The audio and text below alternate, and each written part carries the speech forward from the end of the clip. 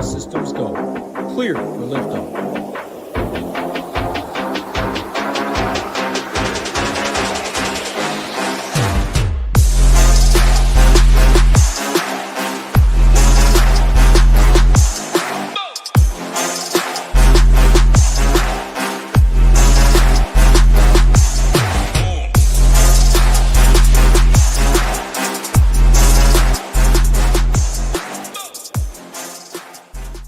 What's up, everyone? Tyler Tamboline here, a.k.a. ToeTagginTambo, back for another edition of the First Look Show here on the SHIPIT Nation YouTube station. Got my guy DJing with me. Going to break down all things Week 13 upcoming. Couple housekeeping notes quick, just real fast.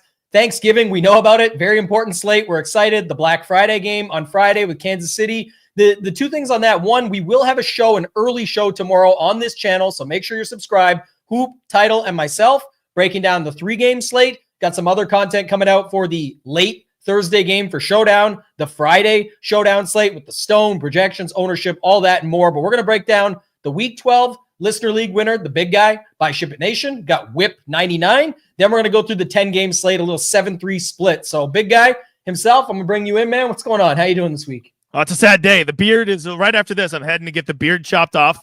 The winning streak, I finally did not win this Sunday, which is crazy because Saturday I almost shipped college football, and I was like, I'm just on the heater of all heaters. And then they did a stat correction, moved me back, and it just kind of seemed to change the karma of the weekend. And before you know, we had the 3 big weeks that NFL's over. So as a man of my word, I'm shaving the beard today. Don't say stat correction too loud with Nick in the chat. We know speaking of college football stat corrections, yikes. But where's Nick going on vacation, I wonder? Shout out to Newen, Sean Sullivan, Coach Sab, Michael Ortiz, and of course our guy Nick says he's leaving on vacation. But let's get into it, man. Let's break this down. I'm going to pull up the Listener League winner from last week in the big guy. If I can fix this up, we'll get this rolling here. Got it? Yeah, and you can see that okay. So Whip 99 got the stack with Miami. Jonnu Smith, lower owned, by the way, in the big guy. Wasn't as popular as in some of the other stuff. Jacoby Myers, lower owned. He was super owned in the high stakes stuff. But check it out. What do you think of this lineup? Obviously pretty good to put up 207, but quick breakdown here for Whip 99. Yeah, I mean, it's frustrating because I was all about Miami. I had a rule set that like every lineup must contain Waddle, Hill, Achane, or Smith, and I was okay with it even putting 2 in there. And then I didn't put Tua with any of them because I just don't typically like Tua stacks because he seems to get other people there without getting himself there. And this is the week he got him there and everybody on the team. And, just to just overstack Miami, it just seemed like a great play. Like they just seemed like they were due for 500 yards and 35 points. So just when you start there, that's great. And, he ate he ate plenty of chalk, but he got different in the right spots. And that's what matters. I mean, the Jacobs in the afternoon just boat race everybody. Yeah, I think we will, right? DJen, just quickly checking this out, and I'll go back to the lineup. But the Stone we're going to have up today for the first look is because this is for the main slate. Like I said, we will cover the 3-game Thanksgiving slate tomorrow, and I would hope and I would expect that we'll have a Stone up probably overnight just to make that happen. Yeah, so what, we want to cover the 3 games, like first look on this? Is that what you're saying? No. I'm saying, okay. Danny's asking if the site's going to have a Stone up for that. And it's just right now, he's probably looking at the site, seeing the Stone we're about to go through. So just wanted to clear that up. Let me tell you, I know the team that runs the Stone. It'll always be there, prompt, ready, and looking good with everything you need with plenty of time. So I would bet they get it up for you. Different spin on the checks notes, but the team over at SHIPIT Nation putting in the work behind the scenes, checks notes. Pretty awesome. Sweaty tryhards. Tryhards. That's rule number 1. Yeah, we love that stuff. So we'll have it up, Danny. Just going back to this lineup quick, I will say, speaking of the Stone, it really liked this New England-Miami game. Hoop, Title, and myself ended up talking a ton about that on the Sunday show. And by the end of it, we were like, man, maybe it's just got time to go back to that game. Like everything makes sense there. It didn't all get there, but a lot of pieces did. Obviously, the downfall is if you played Tyreek. So I really love what Whip did here, going with Tua, sticking with Achane at the ownership, but getting different by cutting into it with Tua and Jonnu in this one and not having Tyreek. Now, didn't have Waddle either, which would make the difference of all of the money because Ridley to Waddle could have been even more, but you can't win more than first place in this tournament. So shout out to Whip 99. The new one will go up on my X and the SHIPIT Nation X this afternoon for the big guy for this week. Still 1,500 entries like it says up top here, so you can check that out. ShipItNation.com. You guys want to check it out right now. Get involved for everything we're talking about with Thanksgiving, the showdown slates. We've got a lot of 2-game slates this month coming up, some short slate stuff, obviously the Christmas Day games, all of that. So now's the best time to get in. Just a couple of quick promos I'll go through, and then we'll get into the first game. One, if you just want to dip your toes and do the first month, you can use code NBA50. It's for all access, and there's a $69 a month all access you can get for $34.50 for the month, or there's the $99 all access that includes Shiptimizer, which is good for Classic and Showdown NFL. You'll get all the other sports that we cover. If you click Join the Nation and you're just wanting to get in for football, you go single sport. If you have college football in your state, amazing. You'll get that as well. If you don't, you'll still get the rest of NFL, Classic, and Showdown. $99 for the rest of the season, right through the end of Super Bowl in February. So way less than 160 plus bucks a month to pay $99 and get all of it. And if you want to add Shiptimizer for NFL, Classic, and Showdown, just $30 more. Let's go over to the Stone. It's right here under NFL The Stone. When you're a member, we've got the shell up, DGen, and just any first look thoughts as you look at it. I mean, it is a 10-gamer. It's the 7-3 split. Any first thoughts before we get to the first game? Yeah, my first thought is I'm getting tired of bye weeks, right? Because every week I'm like, man, I can't wait to play, these guys in my lineup again. I like how this offense is moving, and then like they're just never on the slate. That gets a little old, but I truly have not looked at a game yet. Like I wanted to make this a true first look, so I have no opinion. 7-3 is just standard. I like when there's the 4 afternoon games, 8 early games or more. But what are we gonna do? We'll make it work with this one. Yeah, and the good news is, it's what you said. It is a true first look. We'll check up stuff on injuries. If people can help out in the chat as we go along, that's what it's all about, because I'm with you, and I've been looking a lot more at the Thursday slate. I always take it slate by slate. We finished off last night. Shout out to those Ravens. Barely, but getting the job done. No, it was closer than it looked on. I mean, it wasn't as close as it looked on paper. They got the late Gus Edwards touchdown after the 2 flags to get them there, and the Ravens just have no discipline when they're up in a game, so that's pretty standard. But speaking of that game, it goes into the first one here. We just saw the Chargers last night coming across now, and right out of the gates, first game on the slate, Chargers at the Falcons. What's your thoughts on this one? Like, I can't believe this. Like, Justin Herbert's a dude that, like, best ball, I was just fading hardcore. I just thought they'd run the shit out of the ball this year, have no passing game, and that's kind of what they did at the start. But, like, if you're watching these games, like, Justin Herbert's, like, running the ball a little bit. He takes lots of downfield shots. And if you don't know the importance of downfield shots in DFS, you need to understand this. It's not only does your quarterback get chances at huge plays, huge touchdowns and yardages, but it's also consistently either pushing the pace of the game because they're completing these and scoring touchdowns, or they're throwing incompletions, which is allowing more plays to happen. It's 2nd and 10 now, and they're still throwing the ball. So if Justin Herbert's going to continue to chunk the ball down the field 40 times a game, I think I'm actually warming up to Charger stacks. And then you put him in a dome versus the Falcons' shitty defense. Now I'm getting real warm to the idea. And Justin Herbert's a dude that's never on my radar. Yeah, downfield shots are one thing. How about Quentin Johnston, downfield drops? Back to who he is, right? He remembered who he is. Old Stone Hands Johnston. That was so bad yesterday. People were literally thinking he was dropping them on purpose at one point. It was like there was 4 in a row or something. It just nonstop. For the first one, when you're looking upfield, that happens. He was kind of cold, hadn't been getting the targets. It happens. 3 more after that or whatever it was just embarrassing and certainly hurtful in the showdown streets last night. But we had some nice winners over at SHIPIT Nation. We posted up on the X account today. A lot of big wins. Shout out to our guy Scarface too. Got one of the biggest ones. But just breaking this down, who are some of the guys? Like Ladd McConkey just looks incredible. Like it's been the 2 weeks and we just keep making fun of this guy and he keeps doing it. And I think it's a better or higher level than making fun of Nick Westbrook-Akine scoring a touchdown every week or Noah Gray back-to-back big weeks versus this guy just looks like a stud out there. And 6,100 is fair, but it's up, but fair. What do you think about him? And then anybody on the other side on Atlanta you want to talk about? A lot of people look at McConkey and they're a little slow to play him because his target numbers aren't that big. But you got to remember, they're just now starting to pass as much as they are running. They're passing above expectations going up. And here's what I can tell you about McConkey. Even if he did average 1 or 2 fewer targets than his peers, his completion rate, right? He catches everything. So his completion rate, he actually gets more receptions on fewer targets because he has such a high completion rate when Herbert throws to him. So McConkey's a dude that's really moving up for me and would be the first guy I would want to stack Herbert with. And the Falcons always have my favorite run back with Bijan. That dude's been very good to me this year. So there's just no way I'm not going to be involved in this game somehow. Yeah, and one other thing we should note, and I didn't get the full update on it after the game last night, but obviously J.K. Dobbins left. And, people are talking now about the backup. And what's the guy's name? Kamani Vidal is the other guy that people are talking about picking up. And, you've got Gus Edwards there, whatever else. But man, you could see a spot here. Like this is one of the things we always, people said it, I think it was yesterday, talking about going away from some of their first look stuff. And it was on Takedown Breakdown. The the other day with Nades and we were breaking it down on the channel, and they're saying, I looked at that Chicago spot last week with Chicago versus Minnesota because everyone can pass on these Vikings, yet nobody ended up there. So we talked a lot about it's not even a diamond in the rough. It was literally an amazing spot for a pass game offense. And we just didn't want to do it because we're kind of over Caleb Williams. We weren't sure about Keenan Allen, whatever. But you can find stuff like that. And if people are looking here and say, well, you can run all over the Falcons, and they decide to get hyped about one of those running backs, we don't know. It's only Tuesday right now. Well, don't forget that little D right there. And then on top of it, we're in the dome. So the D's for dome, the D's for, their pass defense, not good.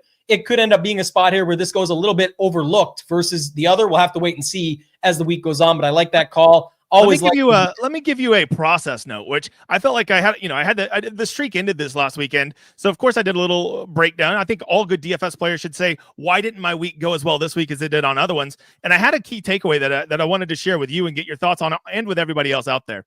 Whenever value opens up at running back, which there was value that opened up at running back this last week, the two most popular were, of course, Brian Robinson with Washington, and who the hell was the other guy that was and Kareem Hunt. Everybody was playing those two, low 6,000s, upper 5,000s for both of them, right? And I ate both of them, and I did not play Amir Abdullah. And the more I thought about it, I did that exactly wrong. I think whenever there's a hurt running back and running back's value opens up, I do not think that it is great to get the guys who are mainly first and second down backs, because rushing yards don't add up, and those guys get very reliant on falling in the box, right? Whereas when that value opens up for pass catching guys, well, we already know that they're pass catchers, so they offer us that floor. There's a chance that that's going to continue to grow, and now they're going to get more rushing yards and potentially a rushing touchdown along with that. So in hindsight, I should have been probably fading the Robinson and Hunt stuff, because those guys become so dependent on falling in the box for a good one and playing Amir, and I did it completely backwards. And when you did that, your weekend was over right there. Yeah, I actually love that call. And, obviously review a big part of what I do, the takedown breakdown, a prime example too, where we talk about this stuff. My thought was similar, but that's so funny just to think where we both are doing the same process, thinking about our game, reviewing it, and we come up with a different solution. Mine was on Kareem Hunt.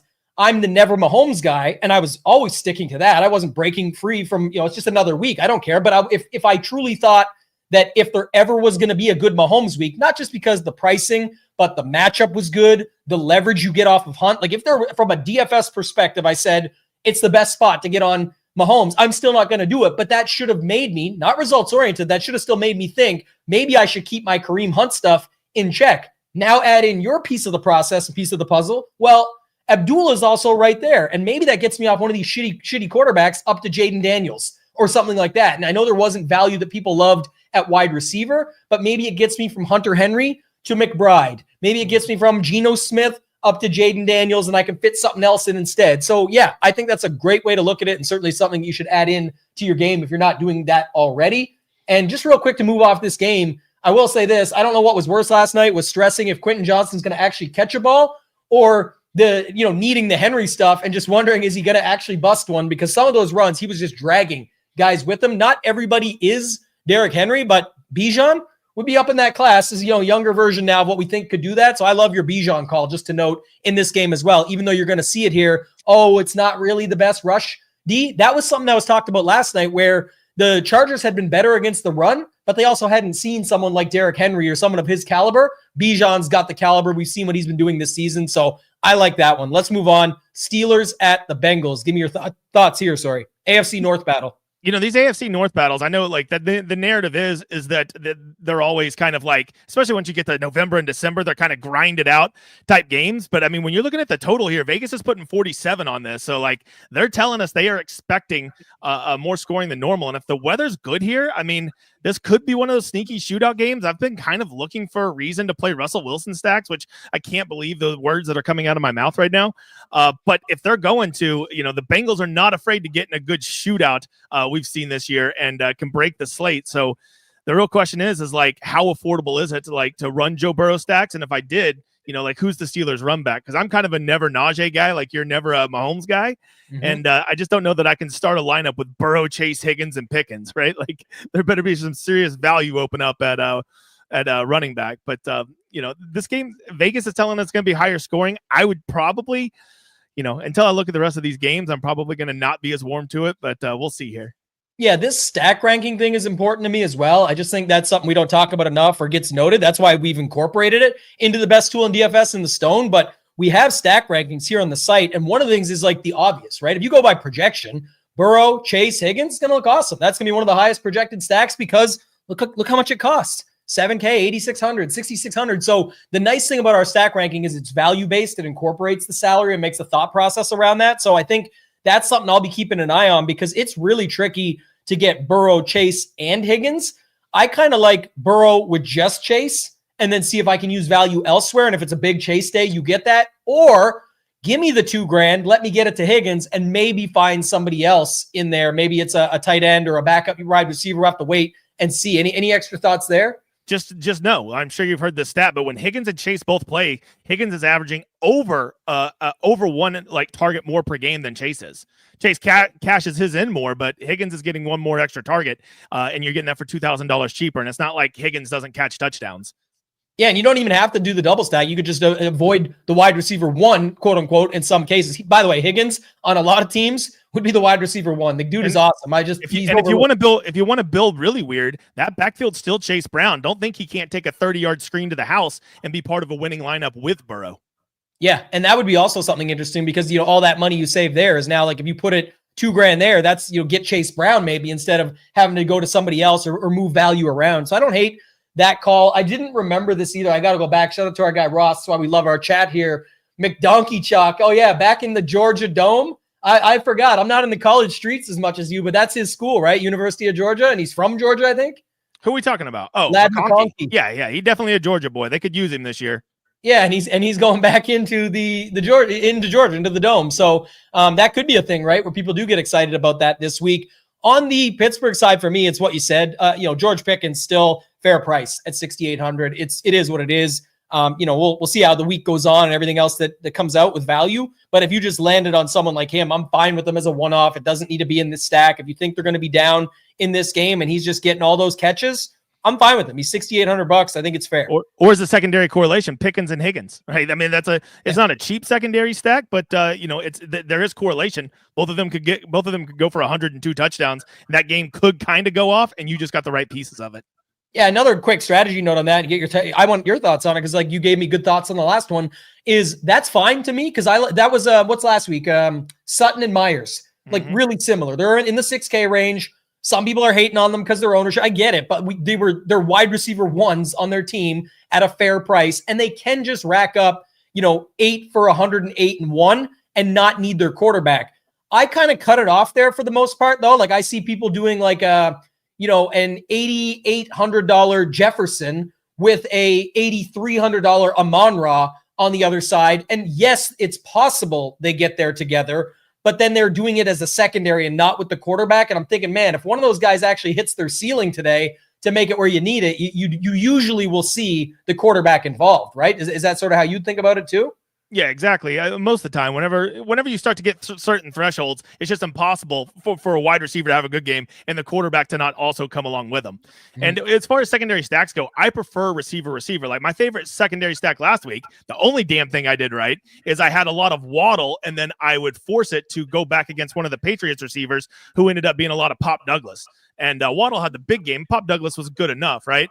But that was a really nice secondary stack. It was just all my main stacks fucking suck, so it didn't really matter what my secondary stack was, even though I hit Waddle very nicely. Yeah, if you had went Addison and any Chicago receiver, basically, except Odunze, like Rome Odunze, you would have been all right too, because Keenan Allen, DJ Moore, those guys came through. But yeah, there's ways to do it, and I definitely like it that way as well. So let's move on. Let's go to the Texans at the Jags. Texans still got the big total. They are hard to figure out, though, man. We saw you called Nico last week, was on my notes, going to be the bounce back off everything. He had a good day. It wasn't like, break the slate, but it was because he gets every fucking touchdown called back. And one was a touchdown called back that would have also got him the 100-yard bonus. So the double kick in the dick. Third time's the charm. Maybe get back to him this week. Look at that. Look at those grades. It is Jacksonville. I mean, look, the CJ Stroud, their offense, everything about him is so much more pass forward and effective when Nico's out there. I still don't think he's 100%. He's still only playing about 80% of snaps, but he is getting his target share back. The Texans, when Nico plays, I'm interested in them. The problem is it just feels like the Jags are not going to push this game at all. This just literally feels like it's going to be like a 24-17 type game, and it almost just feels like the Texans are going to run it, be bland, probably run 55 plays, and I feel like that really kills the upside. Like, it just doesn't feel like this game could kind of take off like that Texans game took off last week, and that would be my biggest concern with this game. Do we have any Jaguar injury updates? That would be the biggest news I need to know about. Yeah, I don't have them here, but I would say that that's probably going to be part of the discussion as the week goes on. Also, Joe Mixon, right? Yeah. He kind of you would say he let some people down last week. It's not like it was, overwhelmingly chalk or anything like that, but this is definitely a great matchup for him. And you just talked about maybe they're just them running the ball a bunch. How much how much ownership do you think Mixon gets and steam as the week goes on at 8K? Not quite best buy pricing, but with this good matchup here. 10%. I mean, I'm telling you that 8,000 number, it does something to people mentally. Like, when you are putting an $8,000 guy in your lineup, you almost feel like that's the cornerstone of your lineup, right? And I don't know that many people want to build the cornerstone of their lineup with Joe Mixon. So I think that keeps his ownership in check, especially with just so many good running backs in the 6s and 7,000s. So I would say, he's a great play just based on the ownership that I would project him on a Tuesday, which I could be wrong, but I would guess around 10%.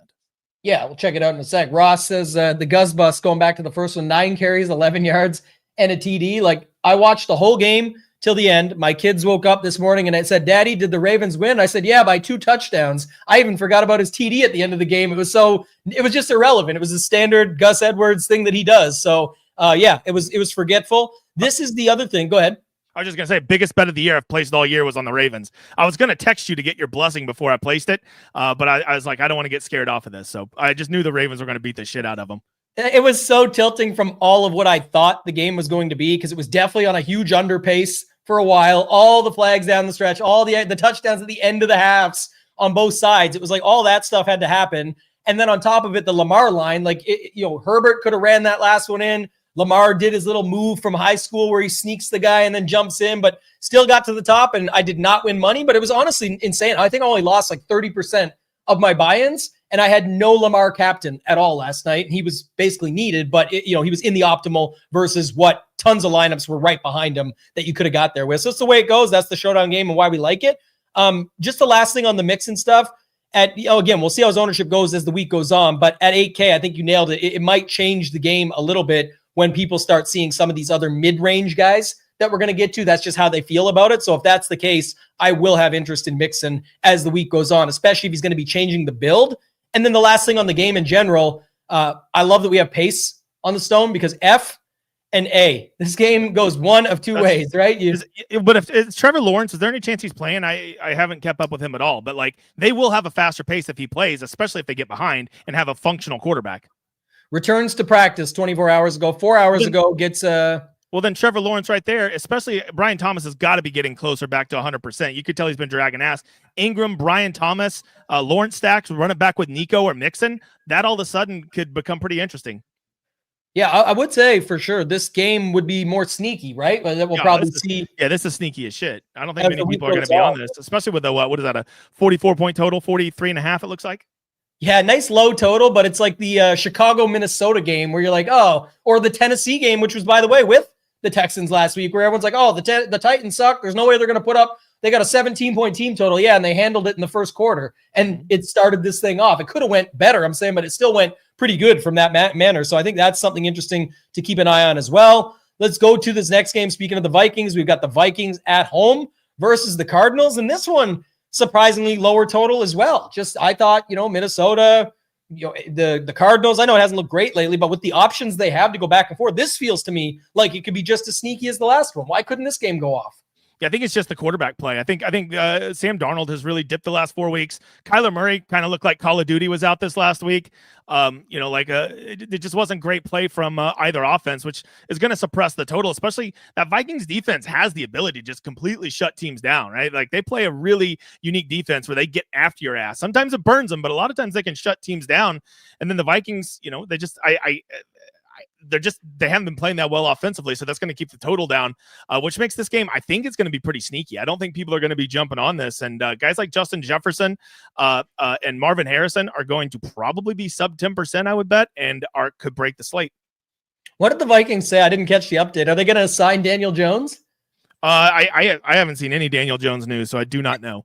I know he said he's gonna he cleared waivers. He's gonna take some time to make his decision. All this. I thought the Vikings commented on it, but it's interesting to watch anyway. But yeah, I think the one thing, man, just killing me is this Addison versus look at Addison, still 5,300, and Jefferson's 81, and Jefferson's way better. We want Jefferson. We know what he is. Top two, arguably, number one wide receiver in the league. It's him, Jamar Chase is what people are comparing day in, day out, and that's fair. But it's and Lamb is up there and some other guys. Everyone will have their guy. But I'm just saying, it's insane, but he's got to have a good game at some point here, isn't he? Where it's 30 plus points, and that is going to bring his quarterback along. And then there's run back options on the other side. You could see Trey McBride, you could see Marv Harrison Jr.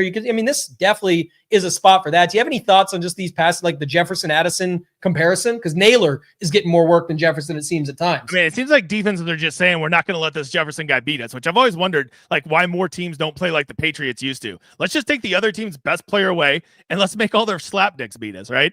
And It just seems like for several weeks that's what they've been doing Justin Jefferson, because he's healthy, he's explosive, he still makes the catches when they throw it to him. He's just not getting the volume he normally does. And the Vikings might be doing that on purpose. The defenses may be doing that on purpose, but it's happening. And by the way, Trey McBride, I was all about last week. Got a lot of them in there because I just thought his touchdown variance is due. He got there and he still didn't score a damn touchdown. Trey McBride is due for a 35-point game with 2 touchdowns, even though I think he still got he might have almost got 30 last week. All right, McBride, Kyler, Jefferson, bang. There we go. And if you want to go Darnold, go ahead, but I lean the Kyler side. I certainly think I don't like the quarterbacks in this game, but I do like some of the pieces. I got some smellier quarterbacks to play than these a-holes. Yeah, and also I guess the Jefferson McBride secondary, I know we talked earlier about it, the ceiling of a guy, but he's still 81. He's not 88 or 89. He can catch you 10 balls for 170 and nothing and still be valuable. But if you're putting him with McBride, you're cutting into, one, you're using up a tight end position you got to fill anyway. 2, you're cutting into the average of the two, to similar to that 6K mid-range. So I'm good with that. I think that's interesting too. And then what was the other thing? The Trey McBride thing. Well, we go to the next game here because we're going to Colts Patriots. But the Trey McBride is the prime example of what you and I always talk about. Everyone, they can't put up any points. Their team total is only this. The Cardinals scored 6 points last week. And Trey McBride at 5,500 or whatever he was, had almost 30 fantasy points, 28 fantasy points when the team scored 6. You're looking for fantasy points. It's nice when you get real life points that help that boost up even more. But that was just prime example of showing you can still get almost 30 fantasy points on 6 actual. And I want to just talk to some people out there, because this is, I've always usually been not a tight end in the flex guy, but my stance on that's really changed this year. And I think if you just go look at Trey McBride at 5,800 and compare him to the wide receivers a lot of times that you would be running into at 5,800, when you're making that final decision for your flex, I think he compares as good, if not better, than most of them. So, don't be afraid to put elite tight ends in the flex, because as we've seen with McBride, he has 28-point upside. And to be honest, he did that with no touchdown. So he probably has more 35-point upside. Yeah, and speaking of that, we'll go to the next game here, Colts at the Patriots. Do you want to play Trey McBride in the flex if you have to choose, or Michael Pittman Jr. or Josh Downs? Because that's it's fair. And Josh Downs maybe a little bit better than what we've seen out of Pittman lately. But quick joke on that one, going back to the previous statement you made. That's the kind of decisions you're looking at, things like that. Yeah, this game right here, Richardson's throwing the ball very nice. I played him. He was one of my 3 stacks this last week, and his wide receivers actually did well, right? Downs got hurt, still put up a good game. Pittman was actually serviceable for the first time all year. So the crazy thing is Richardson was getting his receivers there while not getting himself there, which I never had on my radar. And then sadly for the Patriots, I also played Drake Mace stacks. Those did not go so well. And I almost have to tell you, I think I'm done with the Patriots for a while. So I can't. I'm really struggling to get in on any of these guys over here, because the Patriots are on my bad list right now. I couldn't even get my secondary slapdicks there. Hunter Henry didn't do shit really. Everyone says that he's the guy that everyone plays that never does anything. It's starting to feel kind of true, right? He got me 20 points one week, and I think I just want to hold on to that. But I don't ever play Henry unless I have him connected to May. There's some guys I'll play. I like Hunter Henry at 4,000 when he's part of a stack, but a naked Hunter Henry as a one-off or a correlation piece, I'm usually out like a fat kid in dodgeball. Yeah, I like it. The one thing I will say, like even Adonai Mitchell, I had a touchdown drop, I think, where it was a close call. Like if Downs is out, and when Downs is out, Mitchell will get more run. He'll be out there as much as Pierce, and he gets a lot more targets. I'm not saying he's a better wide receiver than Pierce. I'm not saying he's better at DFS. I'm just saying like they spent basically a first round pick on him, so they have some incentive to get him going, and he's $3,900. Yeah, I think there's certainly something to that, and I love your call. Like if you just want to run the Colts side, no run backs, fine with that. Did you have any thoughts of the running backs here? I know we haven't spent a ton of time on the slate overall yet, really talking about too many. I think there's some good games coming up where we'll be talking about it, but anything on JT at the nice price of 6,900 or 5,900 Best Buy on the other side, Best Buy Ramondre over there. Any thoughts on those two? I just don't. I told myself a couple weeks ago, like it's just not Jonathan Taylor's year. I just don't. This isn't Justin Jefferson where he's going to break out eventually. I just don't think he's ever going to have that week. And so even though that pricing getting below 7,000 looks so salivating, I still just don't think he's going to get there. I just the Colts offense just is not built through him right now, and they'd have to make him probably 5,500 before I would play him. That's kind of where I'm at. If anything, I'm considering another nasty ass Richardson stack because I'm a glutton for punishment.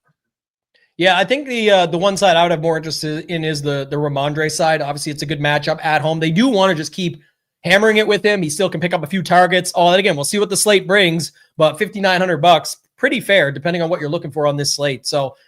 Could definitely flip it and go that way. Let's go to the Seahawks at the Jets. This is another couple teams we've been trying to make work for quite some time now. I'd say JSN has kind of proved himself, at least to this point. He's made up for it even with DK back and all of that. But what's your thoughts on this one here, Seahawks at the Jets? No way I'm stacking this game. But then I also think there's no way I'm not going to have some pieces. Like it's going to be so hard for me unless they're just runaway chalk donkeys. I don't see how JSN and Breece Hall will not be in my player pool.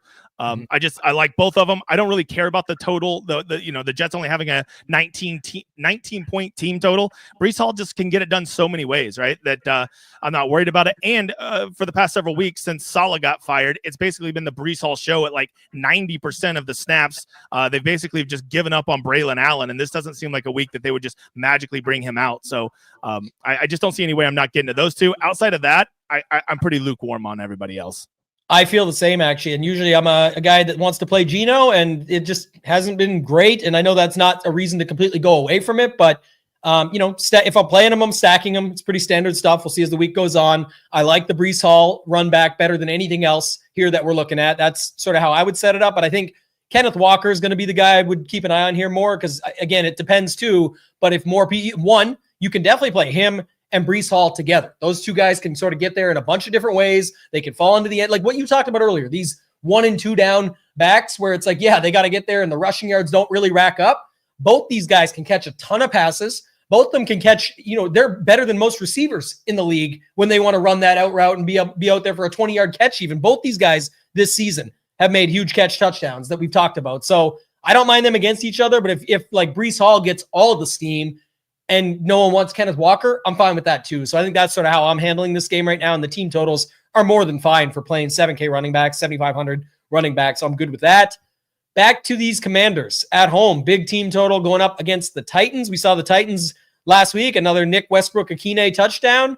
Pollard looked fine. Jaden Daniels looked good. Terry McLaurin got there late in the game. Noah Brown was trying to rack stuff up. Ertz was getting some catches. What's your thoughts on this game here? Titans Commanders. I think the Titans are kind of turning into like the sneaky perfect guys that you want to stack against because their offense has been efficient. They throw the ball downfield more than any team in the NFL. I don't have any stats to back that up. Just anecdotally watching all the games on Sunday, no one is throwing the ball down the field more than the Titans, right? And so these Titans, if they're going to continue to push the pace, score these points, that's going to push Jaden Daniels to also, and the Commanders, everybody on their team to push the pace. And like games like this end up being like 31-27 and stuff like that. And that's a lot of yards. So, and Calvin Ridley's actually very fairly priced. Tony Pollard very fairly priced. And this is the kind of game that like I would want to get a Commander stack with one Titans run back and hope that I get the guy that continues to push the pace because this is probably 3 or 4 of the last 4 weeks. The Titans have pushed the pace against the teams they're against, and that's what we need at DFS. Yeah, Pollard, you got to think picks up some steam with this matchup too, right? Like people saw him. We'll have to wait and see how it all shakes out. Obviously, Spears out last week, so that was part of it. Yet he didn't really get steamed at all. Pollard was, there, but no one really wanted him because it's tough. But now see this F over here. you can roll that. Like I'd be fine with even like a Jaden and pick one and then run it back with Pollard and just move on. Like that to me is a good spot. All you need. Yeah. Anything on the running back for the Commanders? Like, we saw Brian Robinson get hurt last week. And Eckler is in concussion protocol, so I highly doubt he plays. So here's a perfect example. If it is Jeremy McNichols, right, there's going to be so much value at 5,400. And Jeremy McNichols is one of those first and second down guys. If he's going to get the 30 or 35% ownership this week, I think I should just fade him. Like he is not one of those guys that's highly involved in the pass game. Actually, I say that. Yeah, no, he averages 0.2 targets a game so far. So he's a first and second down back. And instead of eating that chalk, I wouldn't. Whereas, let's say it was McNichols that was out and Eckler was still going to play, I would be all about eating that Eckler chalk because I know the floor that he's going to offer me in the pass game. And then now I'm going to get some additional rushes from him because he's going to be their lead back. So this is just like a perfect example of like how I think I should have played it last week versus how I did play it. Also, I think it's on the flip side of the exact conversation. Like Pollard, who we already liked and can sort of do everything, but he still gets targets. People, not the exact same thing you're saying, but one thing I noticed last week, myself even included, people were saying like, oh, but I don't know if I trust him. His price is still not, it's not like he's super cheap. And he's not going to be, if he's in a bad game script, he could be against Houston, et cetera, et cetera. So people were a little bit lenient to go there, yet he kind of could get there in a bunch of different ways, and he still does get targets. So why not be interested? If they're down, it might actually end up being even better versus I think people thought the opposite. So I kind of like that call, and it can apply both ways to this game. Let's go to the next game. I'll kick it to you right away. Panthers at home versus the Bucs. I mean, now the Panthers actually have a functional offense again, which is great news for the Bucs. Baker Mayfield, more touchdowns than any quarterback in the NFL since the start of 2023 season, which is insane. Once again, my favorite player, so I love that. He has Mike Evans back, who I think is only that hamstring's only getting stronger every week. Cade Otton, people have forgot what a target monster he can be. Yeah, he had a slow week this last week, but I think that's perfect. And then the Bucky Irving, I guess I was just like living under a fucking shell last week. Bucky Irving got to double-digit ownership in a 3 running back backfield. That just kind of shocked me. I didn't see it coming, and the mother father delivered. So like that was just completely a mistake on my part to not even consider him. So this is a great spot to get some Bucks in your lineups. And I honestly, I would love to sneak a Panther in there. I'm just not sure who the hell I want it to be. Although Chuba Hubbard does seem to still have that backfield to himself because the rookie Jonathan Brooks got 5 snaps and 2 carries last week for his big debut. Yeah, I even think like you could have an overstack on these Bucks. I know it may not be for everybody, but Bucky was getting all the catches last week, and maybe people think, oh, now they saw that it's Sean Tucker's still in there, Rashad White's still involved. It scares people a little bit. We'll have to wait and see, but it's certainly a good spot. But you can go Baker, Bucky, Otton. You can mix Evans in. Evans, he went down. He was 7K last week. Now he's 6,700, and I get it, but it's like this is a great spot still. I think anybody against the Panthers, I've got interest in, and now, like you said, maybe they're a little bit more serviceable. I'd love. I shouldn't say I'd love. It's crazy how you can get the other side of this game for free. Basically, like you could run a triple stack here for what, $9,000. It feels like $9-10,000 and you're good. They're gonna, be in a game where you think they got to put up points and be down and they pass a bunch and all that. And it's not really a good defense that they're going up against here. So how do you think this game would shake out? I know we're getting near the end anyway. At the end of the week, what category do you think we see this thing fall into on the Stone, for example? I mean, this game to me just reeks of like a target game, right? Just because of the potential points. I mean, it has a 47-point total, which is pretty high. It's going to it has affordable players and it has correlated players. Baker Mayfield, if he's going to have a big game, he will be throwing the ball to Mike Evans and Cade Otton, and I would bet you money no other receiver even gets 5 targets. So you basically have an efficient offense with concentrated usage going to specific people, and to me, that makes it a target game. Like those are the kind of games you want to target. Yeah, and if Chuba's too expensive for people, I think people forget too also that they gave him like a huge contract for Chuba Hubbard. At least, I mean, it was solid. This is their dude. They're good with him. They're still sticking with it. Why rush? They didn't even want to rush Brooks back in the first place anyway because they feel good, and then they still haven't. So I know he's there. People will talk about that, but he almost fits the Pollard spot of last week. I think people will just, again, we'll wait and see if it becomes more chalky. I think one of the reasons it fits a target game so well, to your point, is it's not sneaky. People know what this spot is, and the total's big. But people don't know exactly who to play on the Panthers side, which sometimes leads to, and the running backs over here, there's too many to choose from, et cetera, et cetera. But Chuba Hubbard would fit into the Pollard conversation from last week where everyone was, a little bit much for him and it could be a bad game script. Chuba's still getting targets. He's still getting attempts. They're still going to have the ball. They still have a 22-point total. They're going to have a chance to make something work, and it doesn't take much to make it happen, but he's pushing 7K. So I think, like you said, if you want to go Bucky, Evans, Otton, run it back with Chuba Hubbard, I actually have no problem with that, and then just fill out with whatever you want after that, because I don't think it's going to get too crazy. We'll have to wait and see. Okay, let's see. What do we got here? Two more games to get to, and the first one up is the Rams at the Saints. Another big total here from, just these afternoon games. I guess take a step back for 2 seconds. Man, the afternoon games are loaded, right? Like these are the big boy totals. These are where people can find options to go, and saving the best for last, maybe as far as quality of game back and forth. But for DFS, lots of goodness in all these games. So let's go into the second one, Rams at the Saints. Love it. I mean, these are two teams that have, I think part of it's just recency bias. I've had a lot of these guys on my teams during that heater. So a lot of these guys are very warm in my soul right now. But you give me the Saints at home, and then you give me the Rams when Stafford has both Kupp and Nakua. I mean, like this has fireworks all over it. I wouldn't even mind Derek Carr here, right? Like I think Derek Carr could be good this week. Kamara, Taysom Hill, love them all. I don't run Stafford stacks, but I will almost certainly have a rule in my thing that a lineup must contain Kupp or Nakua, because one of those guys are going off. And my opinion is that Nakua has taken over that number one spot, right? If you just watch the games, he's getting the better down the field shots than Kupp, in my opinion. So I probably Nakua at 7,600 just seems like a smash spot here. And I don't even mind running it back with an expensive, like Kamara or even Taysom Hill, which I see is now up to 5,000, just because I'm so confident this game is going to have some fireworks in it. Yeah, this always scares people, but man, it's insane too how much they end up using him in just so many different ways. He can throw touchdowns, rush him in, wildcat, out wide. Like this guy literally does it all, and they paid him a lot of money too when they did originally. So it's like they want to use him still. They want to show him off. He's that X factor for them. So I think that's certainly interesting. On the other side, it's what you said. If you watch these games, he's looking for Nakua every single time, everywhere. His boy is still Kupp, I'm sure, and he'll hook up with him too. And he got him the touchdown the other night, but it's just saying Nakua was the guy he kept looking for. Robinson gets in the mix a little bit at 4K. He's out there a ton, which is something to keep an eye on. So that's at least something. Would you rather play, and again, you don't have to choose, you're allowed to play both, et cetera, but would you rather DeMarcus Robinson or Marquez Valdes-Scantling? Well, first of all, like Stafford is a guy that you probably want to double stack, right? So like if you're going with Nakua, I wouldn't mind sticking to Marcus Robinson with him for the price savings. And just before I forget to say it, it does seem like Parkinson has taken the spot back at tight end over who was that Allen guy or whoever it was that everybody was playing there for? Yeah. So your question was Marquez Valdes-Scantling. I would only play him in a game type stack. Like he would never be a one-off piece to me, or probably even a correlation piece. It would probably be if I had a Stafford or Carr stack here, and I wanted him to be correlated to Carr, right? Or as a big play run back because he hits a bomb or two against Stafford stacks. That would be how I would play him, and the only way I would play him.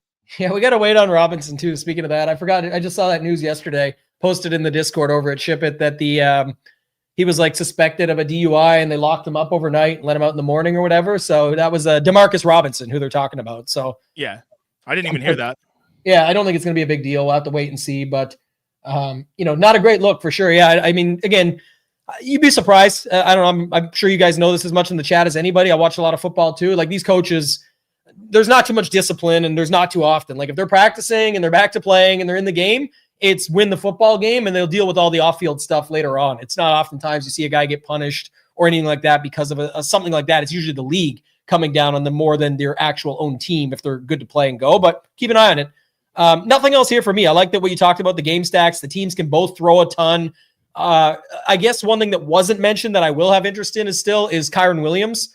I know it's been bad this last little bit, but we'll all see how it goes. If it's Kamara that picks up steam, I like having him on the opposite side. We have a good matchup here. I think a lot of people, this is a prime example to me, DGen, where again, that's why the stone is beautiful. People look at this, they get hyped up. We get talking about, is it Kupp? Is it Nakua? Is it Parkinson that's back? Is it DeMarcus Robinson off the DUI? They see this and they somehow just glaze over this. And what I'm highlighting is the pass defense versus the rush D.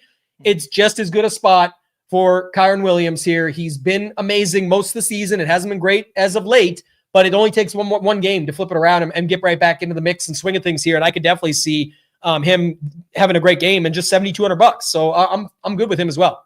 Yeah, just the long-term stats, when Nakua and Cup play, Kieran's stats go down dramatically. So not saying he can't bust out of it. I'm just saying it is becoming a long-term trend that you need to know about.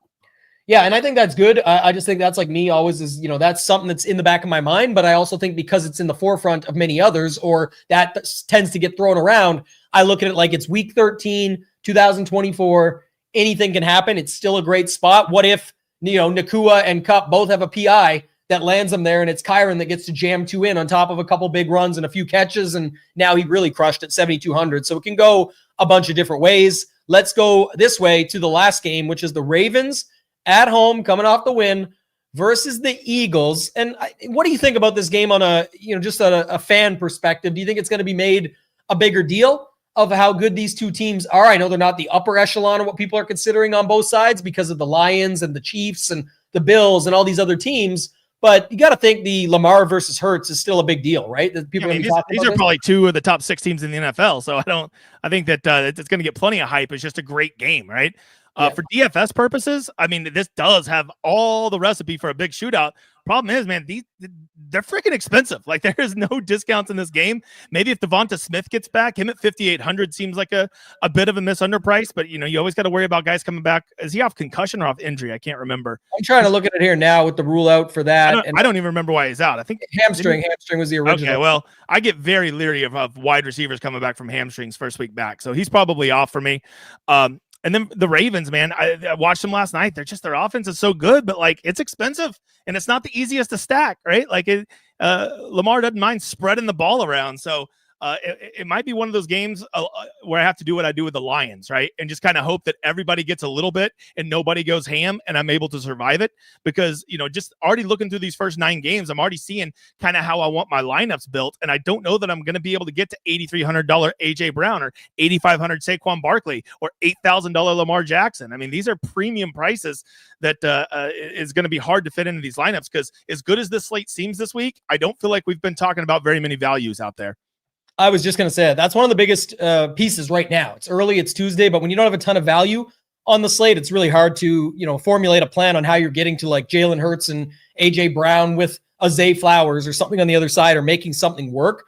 I am just going back a little bit here to try and look at it. Like, the Ravens, I don't know. You got to think nobody's playing Barkley at 8,500. They don't care about how good his week was last week. They now assume that he runs into this Ravens D that you just pass on them, that maybe they don't go to Barkley as much as you would normally expect. Because even if you are paying up this week somewhere, I don't see a lot of spots to pay up. So at some point, you're going to have to spend your money, or most people are going to. I just wonder how that goes. But you have to think more people are going to try and get to the passing game just because what the matchup is. So something to keep an eye on. We'll talk more about it as the week goes on. On the opposite side, it's so tough to pick between these guys and the way they spread it out. I talked about this on the show yesterday. The Ravens with Mitchell back, it wasn't him. It ended up being Justice Hill. But what they're doing is they're just throwing that defense off, using these guys, and it ends up being Justice Hill that just took off. There was nobody. They were panting and looking for energy. They were already wore down, trying to take care of Derrick Henry. And I think that's Title's point yesterday. I don't know if you saw the show, but him and Hoop going back and forth on this Lions versus eye test on the Ravens. Yes, the Lions have looked really good and etc. But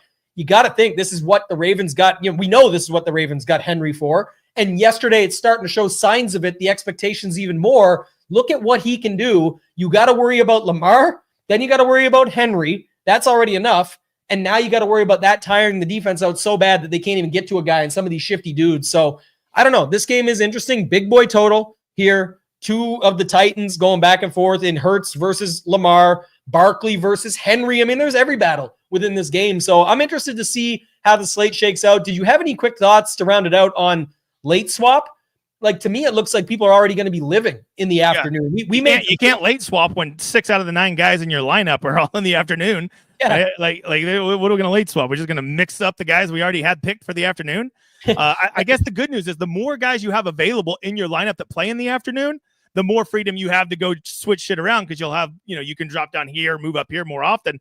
So maybe you have, the early part of the day just goes horrific for you, or some, Burrow goes off at 8% and you feel like you're buried. Maybe go switch to Bryce Young stacks or something like that and just get filthy, or Derek Carr stacks and get off of your Hurts to Lamar and go switch to Saquon, right? and spend that money there. So there could be, just because there's 3 really good games in the afternoon that people are already going to be playing, there could actually be the ability for more late swapping just because so much of your lineup might already be built up from these late games. Yeah, and I was going to ask, because I think that's a great point, because what you have 3 pretty good games here. Obviously, if you're buried, it's, don't go to where the chalkiest spot is sort of the standard late swap stuff. But do you have any advice or opinion on, the sticking with your gut thing when it comes to, okay, you got a low-owned running back in the morning that went off with a low-owned defense. The rest of your lineup is afternoon. Do you leave it on what you loved and started with because that's what you were feeling and that's what you liked? Or do you say now, I just have to move? Because how do you really gauge it? They're all big totals. They're all good games. You like the stack you got. What would make your thought process change on something like that if you were already in a spot that you loved versus what the projections tell you? Yeah, I don't late swap as much as you probably think I do. Talking to people out there, I just always have it in my head that that's an option, right? And the number one thing, really the only thing that really makes me change it is if 1 or 2 stacks over 5% go off, right? So let's just say Burrow goes for 38 and takes Chase with 35 and Higgins with 40 with him, right? Well, shit, that means that a lot of people now have some pretty nutted lineups. And let's say Sam Darnold does the thing with Jefferson and Addison. Well, now I know that like 10% of all lineups out there are off to a nutted start that I'm almost infinitely behind. And that's kind of where I decide, okay, I'm going to get off my plays that I like this week and go get slimy. But outside of that, if no one's going off, like I haven't seen any stacks that really scare me. Like let's say, Will Levis stack goes off at 1%. I'm not going to go change everything because of that, because a lot of the contests I play in are like 3,000 entrants. And so when 1% hits, like I'm worried about 30 lineups. I could still, have a great finish, even if I don't late swap, or, maybe my guys can still catch up. So I only do it whenever 1 or 2 big stacks go off early. Yeah, and I would say that a lot of people build in a similar fashion, meaning like their mindset, whether they're hand building or an opt-out, like what they like and what they got their most exposure to. So if you have a Mixon Texans lineup that goes off in the morning, let's say, and it crushes for you and it's a little bit lower owned, you probably have multiples of that. One thing I look at is obviously I'm late swapping and looking at things where I'm blocked. If I'm in a high dollar live final qualifier and I notice somebody has the exact same money left as I do, and they probably have the most common high projected pairing, I'm looking to switch and get different and take my shot and hopefully have the level up. But you need to take it a level further. One would be if it's a small swap like that. I've been in spots where I happen to be on the same secondary stack because I loved it. So I noticed that my lineup in 5th has I have the same secondary stack in my lineup in 15th. Well, I love it. So I'm keeping it in 5th. I'm blocking people and I'm sticking to what I love. But I better swap my one in 15th because it's literally the same. I can't overlap my other one, but give myself a chance to overlap it. And then to your point, if you've got 6 or 7 guys left in your lineup because it was just 2 in the morning that went off, but you had a combo of lineups like that, I probably don't want like a 1v1 in, I have the same stack with the same run back with one other guy. And then over here, like now I have room to move where if you take the time to look into that, maybe I say, okay, I'm going to go to I still like that game, but I want the other side of it now. Or you know what? I'm a little leery of that game. Let me pick my favorite one and move a full game stack to a different spot in the afternoon. Give yourself a couple of outs, right? Yeah, and to me, this is the argument for keeping your player pool semi-tight, right? Whenever I'm making 30 or 60 lineups, you'd probably be amazed how tight my lineups are, right? When I'm putting it in the Shiptimizer, I'm telling it that it only has to put 2 new players in each lineup. So I'm okay having 7 guys the same in this lineup and in this lineup and just switch 2 off because I know that sometimes that could be the nutted lineup and I want to have the ability to just be able to make this one switch to be the difference, right? And that's how you can get a lineup in 5th and in 15th place and have that freedom. So to me, a lot of this comes down to keeping a tighter player pool so you have lineups that are similar and you can make these kind of adjustments. Yeah, love it. Great strategy talk here. Appreciate all the chat going through it. If you guys like what you see with the Stone and check it out, notice that during the week we fill it out further, right? All of our projections, ceiling, ownership, the first run goes in on Wednesdays. We do the calculations for the optimal setup based on the pricing, the salary, and the projection. So we find that out. You find out where your leverage is. We cover FanDuel. All the numbers get updated. Our stack ranking from the site goes in, the best tools in DFS. So you guys can check that out. We put the designation along the top. You see all of them are no designation right now, but we have chalky games, target game, sneaky game, blowout. And last week, the target and the sneaky. The sneaky was Chicago, Minnesota. The target was Miami and New England. It's been that way throughout the season, multiple times where we've seen it happen. So keep that in mind. We note the injury risk. If you want this, very simple. The time is now. Go to SHIPIT Nation. Go to Join the Nation right on the main page. If you want to check out Shiptimizer, the tutorials are free. If you want to know what we carry for NFL and any other sport, you can just click the title at the top, NFL. It'll show you everything that we cover and more and what you'll get for your money. But just going back to it on the page there right now, you go to single sport and you can get $99 rest of season for all the content for football. If you have college football, it's an added bonus. And $129 is if you want to add Shiptimizer. And then lastly, the other best deal right now, the Black Friday specials, if you want to use NBA 50, you can get 50% off your first month. That one is just real quick, very simple, where you go to all access. That's for all the sports. $69 goes to $34.50. $99 goes to $49.50. So the time is now to check it out. Get in on the action. We appreciate everybody. That's going to do it for this one. For the big guy, for myself, ToeTagginTambo, let's ship it.